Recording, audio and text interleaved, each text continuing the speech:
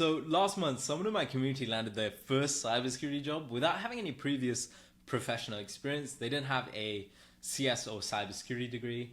In fact, they weren't even from an IT background, right? And this is actually way more common than you think. I want you guys to kind of drop this limiting belief that you can't do this because you don't have a certain certification or because you don't have 2 years of experience, because I see people break into the industry all the time without having these things. So let's make that mindset change first before we move on. Okay, I want to run through the interview they had with the hiring manager, right? So what happened is they got thrown scenario after scenario at them, and these are different situations they'd face on the job. And this person had a project to talk about for every single one of those scenarios. And that's the kind of person that gets hired these days. Not the one with the most certifications, but the one who can kind of point to something they've built for every one of these questions. So what I'll be doing in this video is showing you the exact 7 projects they built. And these are all free and beginner friendly, by the way. And I want you guys to make sure you stick around for the last one, because it's an AI related project and it's important for the current market. Okay, before I get into the projects, I need to kind of explain something that took me a while to understand. So let me zoom in right here. So when a hiring manager has 200 CVs in front of them that have applied for a certain role, every single one of those people has a Security Plus certification or some sort of basic beginner certification. And every single one has, I'm proficient in one of these different cybersecurity fundamental concepts. And that's where you're going to struggle to stand out, because it's not a differentiator anymore, right? And what you need instead is a CV that links to a GitHub with documented projects. That's the person who does the work instead of just studying for it. So what I want to go over is 3 things that make a project genuinely employer ready. So the first one is it needs to solve a problem that the company has. So a day-to-day problem, security issues that they might face. The second one is it needs to be documented, so you can walk someone through the steps out loud. And the third one is it shows you understand the why, not just the how. And every project I'm going to show you is going to hit all 3. And these are all going to be free to build, so don't worry about that. And quick note before we start, a few of these build on the same environment. So you're not just going to be setting up 7 separate environments from scratch, right? So yeah, you'll know what I mean when we get onto it. Okay, let's get on to project 1 right here. Let me zoom in. So this is the detection lab, and this is your centerpiece, right? If you only build one thing from this video, build this. And essentially what this is you're going to stand up Active Directory on a Windows Server virtual machine. And that's the identity system that basically every company on earth runs. It controls who can access what across the whole organization, and then what you're going to do is ship the logs from that environment into a SIM, which is the tool a SOC analyst kind of stares at all day. And Splunk is a free version of this, right? There's also Microsoft Sentinel, which has a free trial. You can use either. And what you're next going to do is attack your own domain. Something simple like a password spray, for example. And then this is the important part. You're going to go into the SIM and catch yourself doing the exact attack. That's the essential story, right? I ran the attack, I detected it, and you're basically doing red team and blue team in one project. Okay, so let's go over why this is a centerpiece. It's actually 3 skills stacked into one environment. So you now know Active Directory, you know a SIM, you know what an attack looks like from both sides. So most entry-level candidates have probably only touched one of these, and you've done all 3 in one project, and you can tell the full story. This is the project that kind of lands you those SOC analyst and blue team interviews, right? When they ask, have you used a SIM? You answer yes with the evidence from this project. And then when they ask you, understand how Active Directory works, and you can talk about this project again. So super useful project. And on your CV, you'd write something like, I've built a detection lab in Active Directory, forwarded security logs to a SIM, simulated a password spray attack, and wrote the detection logic to catch that. That's one line that essentially covers the whole project. And the tools you're going to be using are VirtualBox, Windows Server evaluation license, which you need, and then Splunk free, or you can use the Sentinel trial. And yeah, these would all be free to use. And I would say roughly it would take about a weekend to set up, probably a bit more to attack and detect properly. But yeah, super useful and going to be worth it in the end. Moving on to project 2, this is where you kind of stand out, right? Because this is the one that has you writing a bit of code, and that instantly puts you in front of most of the entry-level candidates. And don't get intimidated if you haven't coded before, because it's pretty straightforward to pick up. So what you'll do is take real phishing samples. So these are public data sets that you can pull, and you'll investigate them properly the way an analyst would, right? You'll pull the email headers, trace the sender, and then extract the indicators of compromise, the dodgy domains, the URLs, the attachment hashes. And once you've done that, you'll automate the boring part with a small Python script that does the enrichment for you. So these will check those indicators and kind of spit out a risk score. And once you've got all this, you can write the report. I know some of you are probably thinking, I don't know Python. And that's fine. You don't need to be a developer, right? You need to understand what the script does and why. And that's pretty much it. ChatGPT you can use that to kind of write the code, but just make sure you understand every line before it goes on your CV. And what this is going to help you land is SOC and threat analysis interviews. And the thing is, phishing is the number one way companies get breached. So proving you can investigate and report on this is the kind of skill that companies are looking for. And in an interview, you could say something like, I built a Python script that parses email headers, extracts indicators of compromise, and scores them against known phishing patterns. Then I wrote the analyst report off the back of that. And that alone gets you taken way more seriously because it's the actual job that you're going to be doing. Quick thing before we move on to project 3. If you need help building these projects, I teach them live on group calls every single week. We build the projects out together and I kind of help you document it on GitHub, and then we get your full portfolio set up so it's ready to put in front of employers. Because I know a lot of people watching this, you don't know how to start, or you kind of get stuck on a certain step, or you don't know how to showcase it, right? And that's essentially what we fix together on those calls. So if that's something you want help with, check out the first link in the description to join the community. Okay, let's keep going. Project 3 is kind of an underrated project, right? Let me zoom in on that right here. And it's actually a really easy one to build. So you don't need code or you don't need no labs. What you're going to write is a professional document, and then you're going to be testing it. So pick one attack scenario. So this could be a ransomware or a account compromise. And what you'll do is write the step-by-step response plan.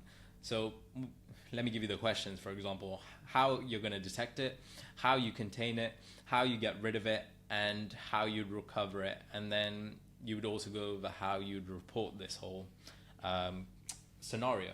And that's the NIST incident response structure that you're going through right now. And once you've done this, a lot of people skip this step, right? You're going to run a tabletop exercise against it. You'll walk through a pretend incident using your own playbook and see where it kind of falls apart, and then you'll fix the whole step-by-step process. And that last step is what makes this real, right? Anyone can copy a template, but running a tabletop actually shows you thought about how a team responds under pressure. And this project will help you land incident response roles as well as SOC interviews, and it reads really well for GRC as well, so if you're interested in that. But when you hand someone a playbook you wrote and tested yourself, it tells them you understand how a security team actually operates, not just how attacks work in theory. And the tools for this are pretty simple, right? You just need a Word or Google Doc, and then 3 to 4 hours for writing the playbook, and then probably another hour to run the tabletop exercise. Okay, moving on to project 4. And this is one a lot of beginners skip because it looks quite technical, and it's why it's on the list, because this is a 2026 project, right? It's very useful for the current market. And you kind of need to know this because the reality is almost every company is now cloud first. They're using AWS, Azure, whatever cloud provider. And most entry-level security work touches the cloud within kind of the first week. But almost nobody at entry level has a cloud project on their CV. So this is really going to help you stand out.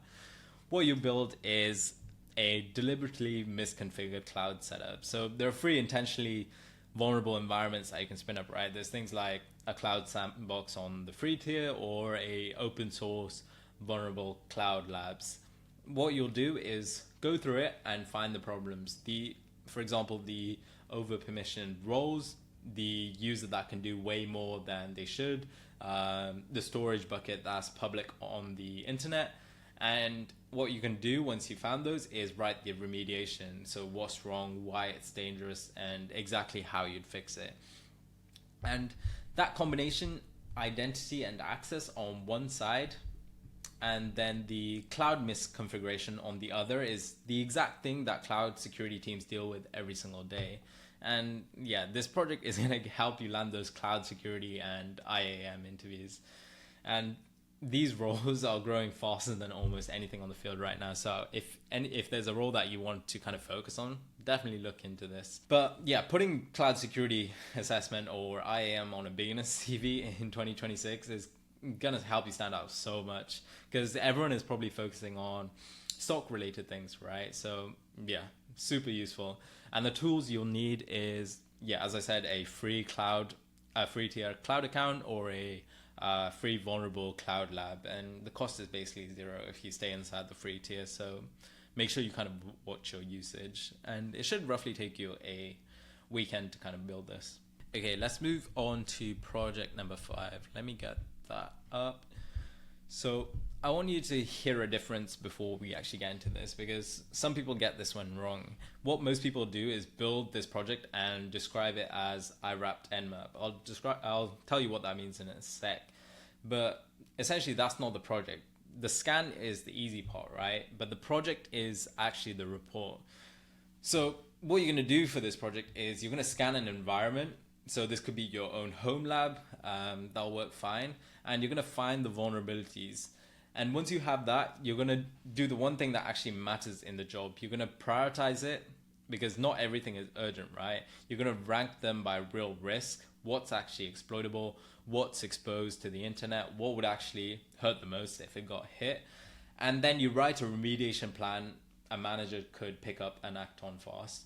So in that report, you'd write what you're going to fix first, here's why, here's how, and here's what can wait. And that prioritization is the whole skill that you want to kind of showcase to employers. Anyone can run a scanner, right? But companies pay people who can look at 500 findings and tell them which 5 to fix on the Monday as soon as possible. So yeah, this project is going to help you land vulnerability management interviews, which is another fast growing job category in the industry right now. And every company has vulnerabilities, more vulnerabilities than time, right? And they need someone who can kind of triage these. And on your CV, the report is the deliverable, not the scan, as I said before. So you'll write something like produced a vulnerability management report. And in that report, you scanned risk ranked findings and delivered a prioritized remediation plan. And the tools that you'll use is Nmap plus a free scanner. You'll run that against your lab, and yeah, another free project that you can complete. And it should take roughly half a day for the scan and the rest of the day for the report. Okay, let's move on to project number 6. For anyone eyeing up GRC compliance and risk roles, take a note of this one. So what you'll do is take a fictional company, so say a small e-commerce business, for example. You assess the security risks it faces, you rate each one by likelihood, impact, and you recommend the controls to bring each one down. And you can build this against the NIST cybersecurity framework, which is free and kind of recognized everywhere. A lot of companies use this, right? And putting NIST CSF on your CV is a game changer, and anyone looking at your CV, for example, a GRC hiring manager, would see that as a green flag. So this kind of seems simple, right? And it is simple, but why this works is GRC roles, they don't want hackers. They want organized, methodical people who can explain risk to someone non-technical. So this document is proof that you can do those steps. So yeah, this project useful for GRC compliance and risk analyst roles. And honestly, this area of cybersecurity is probably one of the most underrated ways into cybersecurity from zero if you don't have any technical experience, because again, everyone is chasing SOC and they're ignoring this whole field. So it's an open playing field to kind of get into right now. And yeah, the tools you'll need is obviously your laptop or computer, and the free NIST cybersecurity framework, which you can download online, and roughly around 3 to 4 hours, to complete this project. Should be a good one. Okay, moving on to project number 7. This is the one I told you guys to stick around for. And it's the one that's going to help you stand out in 2026. And I'll explain the backstory around this, right? So every company on earth, I'm sure you know, is racing to put AI into their products right now.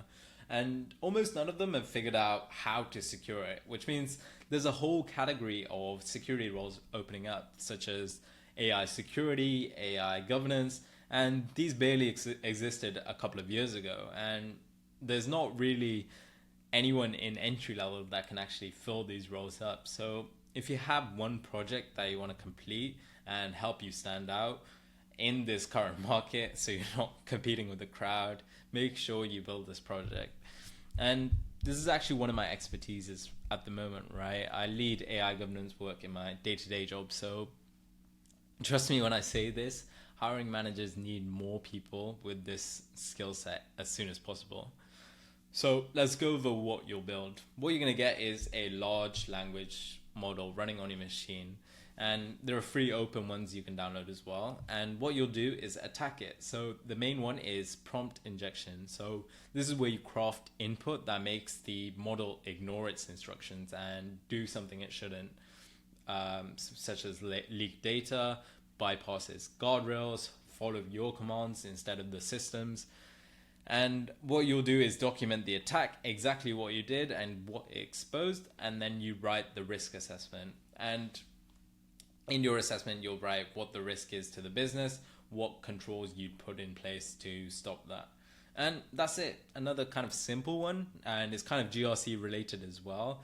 But what you're doing is attacking, documenting, assessing, and mitigating. Same shape as the other projects, right, on this list, but just pointed at AI, which is what everyone's panicking about at the moment. But yeah, this is going to help you land roles that didn't exist in 2021, and that companies are kind of desperate to have people with this kind of skill set. So AI security, AI governance, and it makes your CV the one that gets remembered because you're going to be the only one that brought it. And yeah, the tools you'll use again is a free local LLM. Should cost nothing to run and should take roughly around a weekend to complete this project. So yeah, those are your 7 projects right there. And here's the part that actually turns them into interviews, right? Because building the project is only half of it. But there are 3 other things you need to do after you build a project. The first thing is GitHub README. So every project needs a clean repo with a README that says what it is, why you built it, what tools you use, and what you learned. And you can write roughly around 2 paragraphs of that and a screenshot, which should cover that whole project. You don't want to be writing lines and lines of reports. The next thing is to use CV language. So don't write built a home lab. Write designed and deployed a detection lab that simulates and identifies real world attacks. Same project, but completely different impression. And number 3 is the interview answer. So every project needs one sentence you can kind of say out loud without stumbling. You can go into a bit more detail as well, but a rough format would be, I built X using Y and it taught me Z. And it maps directly to what your team does when Z happens. So I want you guys to practice that out loud a few times so you can kind of say it in a more natural way rather than rehearsed. And if you do all 3 of these things for 7 projects and you walk into the interview, you're going to smash it. You're going to be the most prepared person in the room every single time. And I guarantee you on that. So yeah, I hope you guys found that useful and it kind of gave you an idea of what to be building to be able to land a job. And if you need additional help building these, documenting them properly, and getting them on your CV and LinkedIn in front of real hiring managers, I do work with people on a more one-to-one basis. And every week I do run live project walkthroughs where I screen share what I'm doing and build these step by step with the community. So yeah, you'll get portfolio templates, CV and LinkedIn reviews, access to hiring managers and referrals.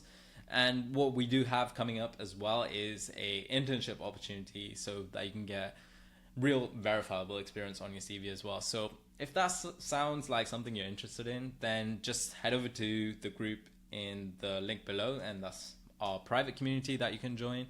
But yeah, thank you guys for watching. Be sure to subscribe. I'm going to be uploading a lot more on this channel, a lot more useful tips on what you need to be learning, what you need to be building, and essentially help you land your first cybersecurity job without having any previous experience.